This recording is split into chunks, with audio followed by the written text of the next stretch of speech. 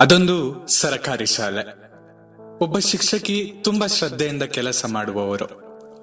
ಪ್ರತಿ ತಿಂಗಳು ಪೋಷಕರೊಂದಿಗೆ ಸಭೆ ನಡೆಸಿ ಮಕ್ಕಳ ಓದು, ಅಂಕಗಳು, ಹವ್ಯಾಸಗಳ ಬಗ್ಗೆ ಚರ್ಚಿಸ್ತಾ ಇದ್ರು. ಒಂದು ಮಗುವಿನ ತಂದೆ ಎಂದೂ ಈ ಸಭೆಗಳಿಗೆ ಬರ್ತಾನೆ ಇರಲಿಲ್ಲ.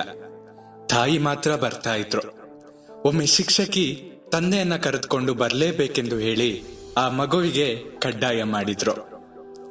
ತಂದೆ ಒಲ್ಲದ ಮನಸ್ಸಿನಿಂದಲೇ ಬಂದು, ಏನು ಹೇಳಿ ಮೇಡಮ್, ನನಗೆ ತುಂಬಾ ಕೆಲಸವಿರುತ್ತದೆ, ಒಂದು ನಿಮಿಷವೂ ಪುರ್ಸೊತ್ತು ಇರೋದಿಲ್ಲ, ನೀವು ಬರಲೇಬೇಕೆಂದು ಕಡ್ಡಾಯ ಮಾಡಿದ್ರಿಂದ ಇಂದು ಬಂದಿದ್ದೇನೆ, ಅದೇನು ಬೇಗ ಹೇಳಿ ಎಂದು ಅವಸರಿಸಿದ್ರು. ಶಿಕ್ಷಕಿ ಏನು ಮಾತನಾಡದೆ ಮಕ್ಕಳು ಬರೆದಿದ್ದ ಚಿತ್ರಗಳನ್ನ ಹುಡುಕಿ ಆತನ ಮಗು ಬರೆದಿದ್ದ ಚಿತ್ರವನ್ನು ತೆಗೆದು ಆತನ ಕೈಗೆ ಇಟ್ಟಳು. ನಮಸ್ಕಾರ, ಕೇಳ್ತಾ ಇದ್ದೀರಾ ಅವಿಭಾಜಿತ ಪಾಡ್ಕಾಸ್ಟ್. ನಾನು ಸಂಕೇತ್ ಭಟ್. ಚಿತ್ರದ ಶೀರ್ಷಿಕೆ ನನ್ನ ಮನೆ ಮತ್ತು ಮನೆಯಲ್ಲಿರುವವರು. ಆ ತಂದೆ ಚಿತ್ರವನ್ನ ನೋಡಿದ್ರು. ಮಗು ತನ್ನ ಕೈಯಿಂದಲೇ ಅಂಕುಡೊಂಕಾಗಿ ಗೆರೆಗಳ ಮೂಲಕ ಚಿತ್ರ ಬಿಡಿಸಿತ್ತು.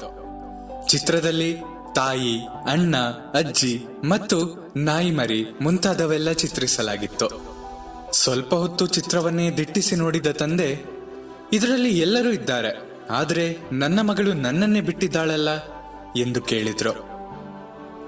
ಶಿಕ್ಷಕಿ ಹೇಳ್ತಾಳೆ, ನಾನು ಅದೇ ಪ್ರಶ್ನೆಯನ್ನ ನಿಮ್ಮ ಮಗಳಿಗೆ ಕೇಳಿದೆ. ಆಕೆ ನೀವು ಮನೆಯಲ್ಲಿರುವವರ ಬಗ್ಗೆ ಚಿತ್ರ ಬರೆಯಿರಿ ಎಂದು ಹೇಳಿದ್ರಿ. ನಮ್ಮ ತಂದೆ ಯಾವಾಗಲೂ ಮನೆಯಲ್ಲಿ ಇರುವುದಿಲ್ಲ, ಆದ್ದರಿಂದ ನಾನು ಅವರ ಚಿತ್ರ ಬರೆದಿಲ್ಲ ಎಂದು ಹೇಳಿದ್ಲು. ಬಹುಶಃ ನೀವು ಮನೆಯಲ್ಲಿ ಹೆಚ್ಚು ಇರುವುದಿಲ್ಲ, ಆದ್ರಿಂದ ನಿಮ್ಮ ಮಗಳ ಚಿತ್ರದಲ್ಲೂ ಇಲ್ಲ ಎಂದರು. ಈ ಮಾತು ಕೇಳಿ ಆ ತಂದೆಗೆ ಹೊಟ್ಟೆಯ ಮೇಲೆ ಯಾರೋ ಗಟ್ಟಿಯಾಗಿ ಗುದ್ದಿದಂತಾಯ್ತು. ಕರುಳೆ ಕಿತ್ತು ಬಂದಂತಾಯ್ತು. ನನ್ನ ಕೆಲಸ, ಸಂಪಾದನೆಯೇ ಹೆಚ್ಚು ಅಂದುಕೊಂಡಿದ್ದ ನಾನು ಮನೆಯಲ್ಲಿ ಹೆಚ್ಚು ಸಮಯ ಇರ್ತಾ ಇರಲಿಲ್ಲ. ಆದ್ರೆ ನನ್ನ ಮಗಳು ನಾನು ಮನೆಯವನೇ ಅಲ್ಲ ಎಂದುಕೊಳ್ಳುವಷ್ಟು ಮನೆಯಿಂದ ಹೊರಗಿತ್ತಿದ್ದೇನೆಂದು ಇಂದು ಗೊತ್ತಾಯ್ತು.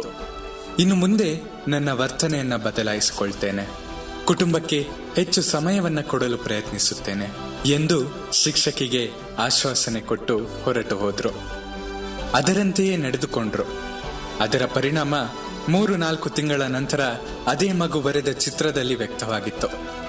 ಅಂದಿನ ಚಿತ್ರದ ಶೀರ್ಷಿಕೆಯ ಹೆಸರು ನಾನು ಹೆಚ್ಚು ಪ್ರೀತಿಸುವ ವ್ಯಕ್ತಿ. ಆ ಚಿತ್ರದಲ್ಲಿ ಆ ಮಗು ತನ್ನ ತಂದೆಯ ಚಿತ್ರವನ್ನ ಬರೆದಿತ್ತು. ನಾವು ನಮ್ಮ ಸಂಪಾದನೆ, ವೃತ್ತಿ, ಕೀರ್ತಿ ಇವುಗಳಿಗೆ ಅಗತ್ಯಕ್ಕಿಂತ ಹೆಚ್ಚು ಮಹತ್ವ ಕೊಡ್ತೇವೆ.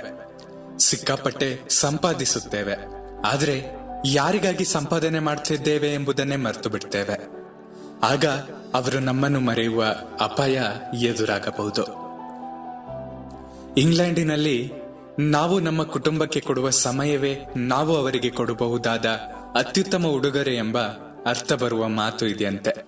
ಇದು ನಮ್ಮ ದೇಶಕ್ಕೂ ಅನ್ವಯವಾಗುತ್ತದೆಯೋ? ನಿಮ್ಮ ಅನಿಸಿಕೆಗಳನ್ನ ನನ್ನ ಬಳಿ ಹಂಚಿಕೊಳ್ಳಿ. ನಿಮ್ಮ ಪ್ರೀತಿ ಹಾಗೂ ಪ್ರೋತ್ಸಾಹ ಸದಾ ಹೀಗೆ ನನ್ನ ಮೇಲೆ ಇರಲಿ. ಸದಾ ಕೇಳ್ತಾ ಇರಿ ಅವಿಭಾಜಿತ ಪಾಡ್ಕಾಸ್ಟ್. ನಾನು ಸಂಕೇತ್ ಭಟ್. ಧನ್ಯವಾದಗಳು.